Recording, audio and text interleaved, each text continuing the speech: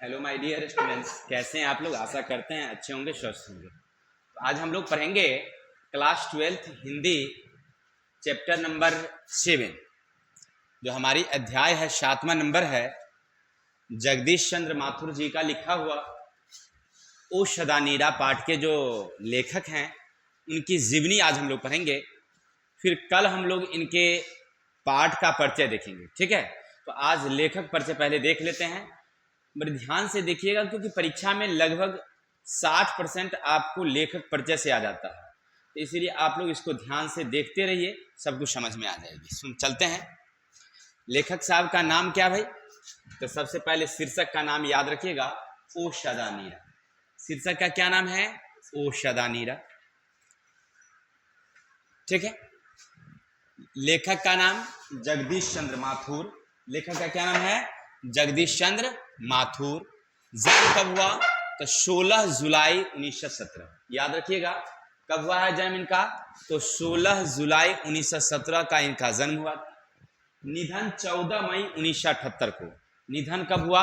14 मई 1978 को इनका निधन हो गया। निधन का मतलब मृत्यु, इनकी मृत्यु हुई। यानी कुल अगर देखा जाए तो लगभग ये कितने, तो 61 वर्ष की आयु में इनका निधन हो गया। बहुत ही महान व्यक्ति थे, लेकिन इनका दिवंगत बड़ा समय से पहले हो गया था। जन्म स्थान शाहजहांपुर उत्तर प्रदेश। माने इनका जन्म कहाँ हुआ भाई? तो शाहजहांपुर उत्तर प्रदेश में इनका जन्म हुआ था। और इनकी शिक्षा तो अंग्रेजी में इन्होंने एमए किया है। याद रखिएगा किसमें? तो अंग्रेजी में। लिखे हैं हिंदी की कहानी, लेकिन अंग्रेजी में इन्होंने एमए किया। कहाँ से? तो इलाहाबाद विश्वविद्यालय। इलाहाबाद विश्वविद्यालय से अंग्रेजी में उन्होंने एमए किया। फिर 1941 में आईसीएस की परीक्षा पास की, ठीक है। आईसीएस की परीक्षा कब पास किए हुए? 1941 में। और अधिक प्रशिक्षण के लिए वे अमेरिका चले गए। अमेरिका, इससे पहले एक और लेखक परिचय आपने पढ़ा था जिनका नाम था जयप्रकाश नारायण जी। वो भी उच्च शिक्षा के लिए कहाँ गए थे? अमेरिका गए। वहाँ कैसे कैसे वो अपने जीवन व्यतीत किए थे कठिनाइयों से, तब जाकर के वो पढ़कर वापस लौटे थे। तो एक वो, और दूसरा याद रखेंगे हमारे जगदीश चंद्र माथुर जी प्रशिक्षण के लिए कहाँ गए हैं? अमेरिका। उसके बाद जब अमेरिका से लौटे तो बिहार में शिक्षा सचिव पर नियुक्त हो गए। बिहार के जो शिक्षा सचिव थे उस पद पर वे नियुक्त हुए और वहाँ से बिहार के लिए कार्य करते रह गए। तो जन्म कहाँ? उत्तर प्रदेश। कब हुआ? 1917 में। मृत्यु कब हुई? तो 1978 में। जगह जन्म स्थान कहाँ था? तो शाहजहांपुर उत्तर प्रदेश। थे उत्तर प्रदेश के, लेकिन काम कहाँ किए हैं भाई? तो बिहार के लिए, ठीक है। इतनी बातें आप समझ में गए। और इन्होंने किस भाषा में एमए किए थे? तो अंग्रेजी भाषा। अब आगे चलते हैं, इनके जीवन के बारे में देखते हैं। कार्य उन्होंने कौन से काम किए? तो सन 1944 में बिहार के प्रसिद्ध सांस्कृतिक उत्सव वैशाली महोत्सव का बीजारोपण किया। हम बता रहे थे 1944 में बिहार के एक प्रसिद्ध सांस्कृतिक उत्सव वैशाली उत्सव का बीजारोपण किया। देखिए, वैशाली में अभी भी वैशाली उत्सव मनाई जाती है। इसका श्री गणेश किसने किया? थे उत्तर प्रदेश के, लेकिन बिहार से इनका बड़ी लगाव था, तो वैशाली उत्सव का श्री गणेश इन्होंने ही किया था। कौन? तो जगदीश चंद्र माथुर जी। इसके अलावा ऑल इंडिया रेडियो के महानिदेशक भी रहे। भारत में, बिहार में पटना में जो ऑल इंडिया रेडियो स्टेशन है उसके महानिदेशक के रूप में भी काम किए। साथ ही सूचना और प्रसारण मंत्रालय में हिंदी के सलाहकार के पद पर भी कार्य किए। किसमें? तो सूचना और प्रसारण मंत्रालय में हिंदी के सलाहकार के रूप में काम किए। हार्वर्ड विश्वविद्यालय से विजिटिंग फेलो रहने के अतिरिक्त अनेक महत्वपूर्ण कार्य से जुड़े रहे। अब देखिए, इन्होंने अपनी जिंदगी में एक साथ कई कार्य किए। सबसे पहले तो समझिएगा कि एक उनकी सांस्कृतिक उत्सव मनाने का श्री गणेश किया, तो उसमें भी भाग लिए। साथ ही साथ ऑल इंडिया रेडियो के महानिदेशक रहे, सूचना और प्रसारण मंत्रालय के सलाहकार रहे, और हार्वर्ड विश्वविद्यालय के विजिटिंग फेलो रहने के साथ साथ अनेक से महत्वपूर्ण कार्य किए। यानी इन्होंने कई महत्वपूर्ण कार्यों को एक साथ करने का काम किया। और जब इतने बड़े लोग थे इन्हें कई उपाधि से सम्मानित भी किया गया है। सुनिएगा इन्हें कौन कौन सी उपाधि मिली है। तो इन्हें मिला है विद्या वारिधि का उपाधि। ऑब्जेक्टिव में पूछता है कि विद्या वारिधि की उपाधि किसे सम्मानित किया गया है, तो जगदीश चंद्र माथुर। या आप ऐसे भी पूछ सकता है कि जगदीश चंद्र माथुर को किस उपाधि से सम्मानित किया गया है, जैसे भारत रत्न है, पद्म विभूषण है, विद्या वारिधि है, तो आप क्या लगाएंगे, विद्या वारिधि लगाइएगा। ठीक है। इसके अलावा कालिदास अवार्ड और बिहार राजभाषा पुरस्कार से सम्मानित किया गया है। देखिए बिहार में रहे थे इसलिए इन्हें बिहार राजभाषा का पुरस्कार भी दिया गया है।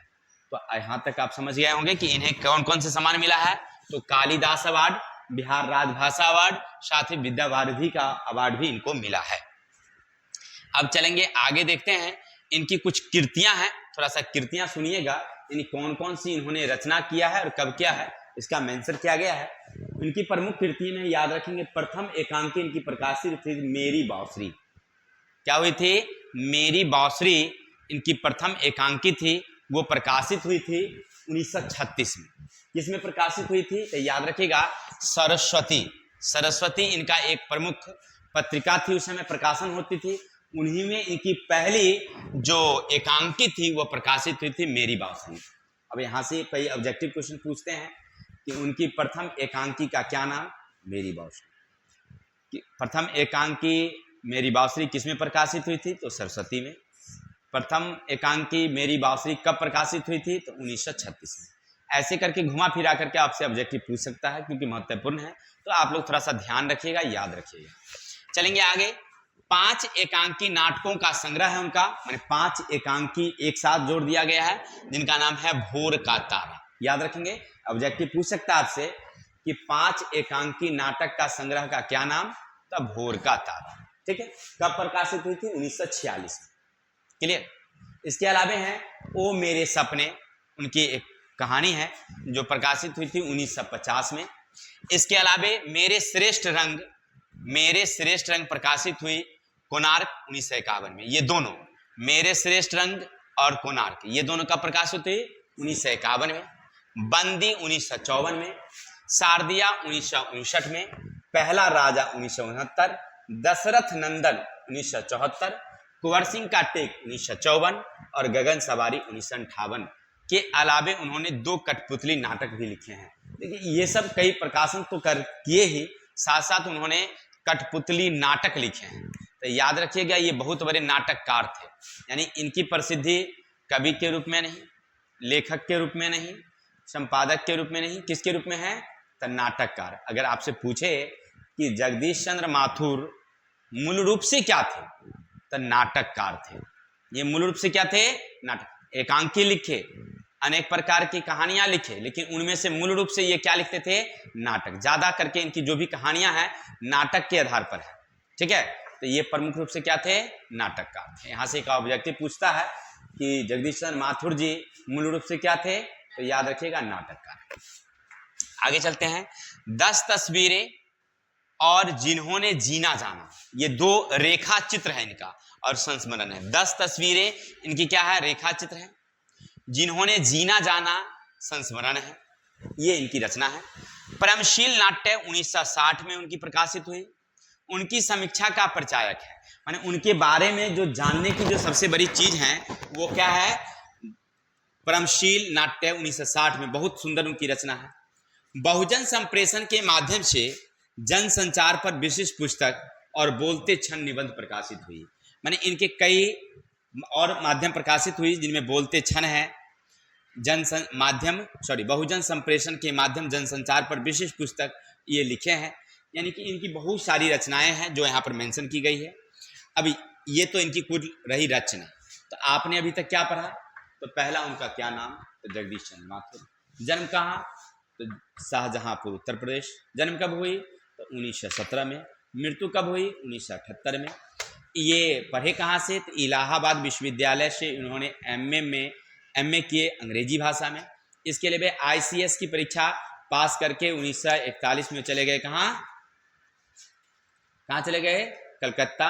और कलकत्ता सॉरी अमेरिका गए और अमेरिका में विशेष प्रशिक्षण के बाद बिहार में आकर के और बिहार शिक्षा सचिव के रूप में नियुक्त हुए और वहाँ से उन्होंने अपना काम करना शुरू किया। कई कार्य भी किए, जिनमें सबसे पहले वैशाली महोत्सव का श्री गणेश इन्होंने ही किया था। इसके अलावे ऑल इंडिया रेडियो में इन्होंने काम किया, साथ ही साथ शिक्षा के विकास के लिए ये संपादक के रूप में भी काम किए, अनेक प्रकार के कार्य। और इनकी कुछ कृतियां हमने देखी, जिनमें सबसे पहली थी 1936 में इनकी पहली पत्रिका प्रकाशित हुई थी सरस्वती में, जिनका नाम था मेरी बांसुरी। ठीक, चलिए, बहुत अच्छी बात। अब आगे चलते हैं, इनके कुछ मूल बात याद रखिएगा। जगदीश चंद्र माथुर का जन्म उत्तर प्रदेश में हुआ था, लेकिन अपना जीवन भर कहाँ से जुड़े रहे? बिहार से जुड़े रहे। इनकी प्रतिभाशील लेखक, नाटककार और सांस्कृतिक कर्मी के प्रकाशक थे, लेकिन ये मूल रूप से क्या थे? नाटककार थे। ये देखिए, ये लेखक भी थे, नाटककार भी थे, सांस्कृतिक कर्मी भी थे, माने सांस्कृतिक काम करते थे, और प्रकाशक भी काम करते थे, लेकिन मूल रूप से क्या थे? नाटककार थे। चलिए, तो आप लोगों ने इतनी बातें पढ़ी होगी, समझा। अब यहाँ से हम लोग चलते हैं, कुछ क्वेश्चन आपके लिए हम रखे हैं। अब क्वेश्चन आप लोग बताइएगा, पढ़े हैं तो सब लोग अपना अपना आंसर हमें कमेंट बॉक्स में डाल देंगे, हम देख लेंगे। नंबर 1, जगदीश चंद्र माथुर मूल रूप से क्या थे? जगदीश चंद्र माथुर मूल रूप से क्या थे? तो नंबर 1 है कवि, गायक, नाटककार, समाज सुधारक। क्या थे बताएंगे मेरे भाई? चलिए, बहुत बच्चे कह रहे हैं कि सर नाटककार है, बिल्कुल सही है। उनका अगर आंसर नाटककार है तो बिल्कुल सही है, यहाँ तक कोई दिक्कत।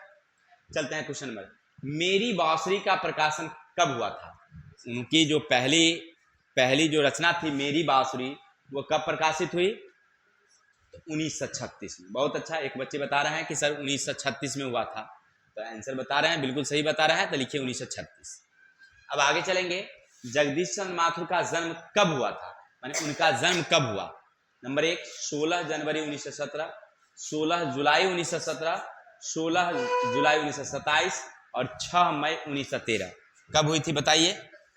तो 16 जुलाई को हुई थी, यानी ख नंबर आंसर है। 16 जुलाई 1917 को उनका जन्म हुआ। यहाँ तक कोई दिक्कत?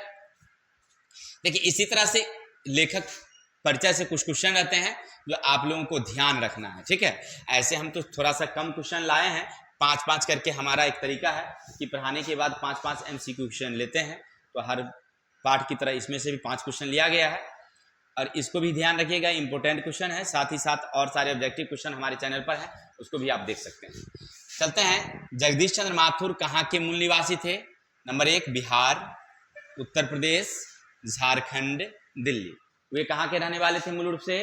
तो याद रखेंगे, उनका जन्म शाहजहांपुर, उत्तर प्रदेश में हुआ था। तो क्या बोलेंगे आप लोग? उत्तर प्रदेश, ठीक है। तो उनका जन्म कहाँ हुआ? उत्तर प्रदेश। जगदीश चंद्र माथुर को किस उपाधि से सम्मानित किया गया है? किस उपाधि, यानी उनको कौन सा सम्मान दिया गया था? तो एक था विद्यावारिधि का सम्मान से उन्हें सम्मानित किया गया। चलिए, तो आशा करते हैं आप लोगों को इतनी बातें समझ में आई होगी। इसको आप लोग थोड़ा सा एक नज़र देख लीजिएगा, और जो इम्पोर्टेंट हैं वो नोट्स कर लीजिएगा, स्क्रीनशॉट्स ले लीजिएगा सबका, और फिर अच्छा से अपने नोट्स तैयार कर लीजिएगा। इससे क्या होता है कि एक बार फिर जब देखिएगा तो आपको याद आ जाएगी, या वीडियो को फिर से प्ले करके देख सकते हैं, ठीक है। तो आशा करते हैं इतनी बात समझ में आई होगी। हम लोग नेक्स्ट वीडियो में मिलते हैं इनके पाठ के साथ। तब तक के लिए जय हिंद, जय भारत, विदा लेते हैं कल के लिए।